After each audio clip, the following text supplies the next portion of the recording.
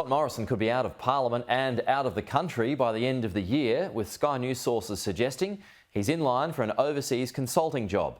Our political editor Andrew Clennell had this exclusive. Former Prime Minister Scott Morrison is set to quit Parliament by the end of the year for a consulting job overseas, informed sources have told Sky News. The move would spark another federal by-election, this time in Mr Morrison's seat of Cook, after Alan Tudge's retirement last month led to an April 1 by-election being called for the seat of Aston. When Sky News approached Mr Morrison this morning about the possible move, he said he would make an announcement on his future when there was something to say.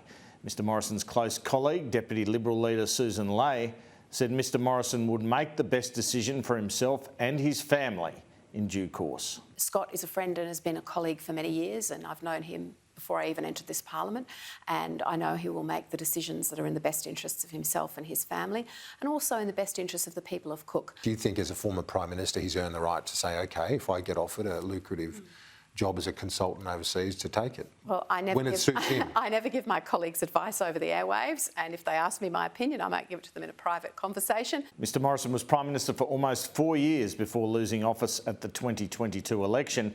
In an interview with Sky News during the week, the former PM said he had enjoyed the step back to being a humble backbencher. How does it feel to be on the backbench? Quite liberating, I've got to say. I had the great privilege of serving in very high offices, not just Prime Minister, for almost a decade. And I can tell you it's a demanding job, one I love doing, but one that was also quite exhausting over that length of time.